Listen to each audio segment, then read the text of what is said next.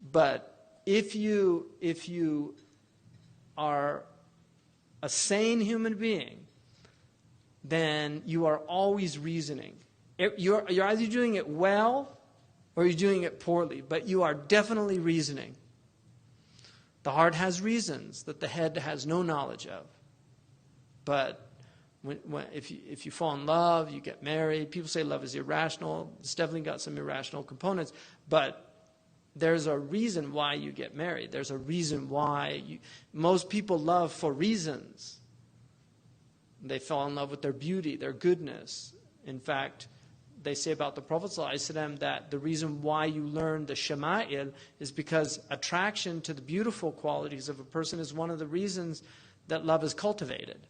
So just reading about him, he was very beautiful. He was physically a very beautiful person. He was the most beautiful of men. And everything was balanced with the Prophet. He had beautiful hair. He had very wavy black hair. It wasn't curly, it wasn't straight, because everything about him is balanced. So even his hair was balanced. It wasn't straight and it wasn't curly. The extremes. Those are two extremes of hair. You have curly hair, you have straight hair. His was right in the middle of those two extremes. He had wavy hair, parted in the middle. It went sometimes to the bottom of the earlobe, sometimes to his shoulders. He had a very, very beautiful complexion. They said it was like the moon. And I asked one of my teachers, we were watching a harvest moon rise, and it was that beautiful color that's not white, it's off-white. It's like a wheat color. And I said, is that the color they meant? He said, that's the color they meant. It's not, because he lam yakun amhaq. He was not pasty white, like the moon when it's right up on the sky. No, he had a reddish tint to his complexion. He had beautiful eyes. He had very, very white. His whites, what they call, ophthalmologists in America call happy eyes. Very white. He had very, very white.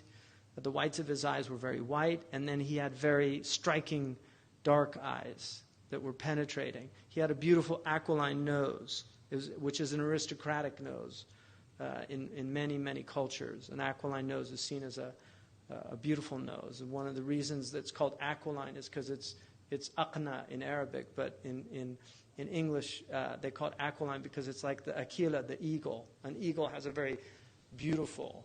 I once saw an eagle perched on a fence outside my house, and I just watched it for a little while, and I realized the eagle completely is aware that it's an eagle.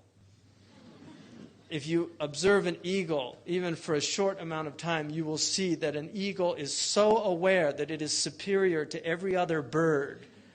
And the way it just looks around like, I am not afraid of anybody or anything.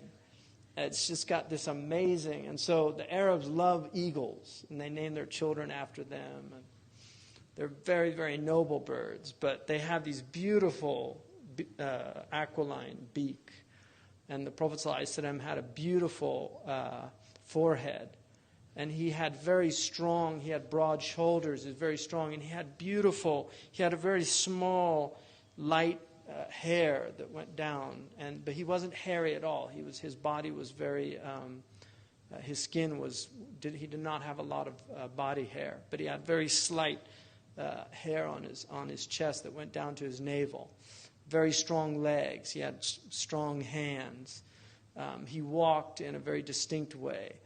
Those are all qualities that if you study them, it actually makes you want to see him. I want to see that. I want to experience that. And then they describe how he spoke and the mellifluous nature of his speech. It was when people listened to him, they were enraptured. And when he spoke, it was like birds perched on their heads. It was as if there were birds perched on their heads. They were just so intent to hear what he had to say.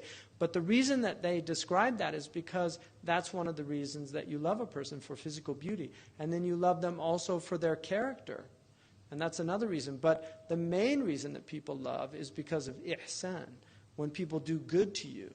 And that's why Allah subhanahu wa ta'ala, He's the muhsin.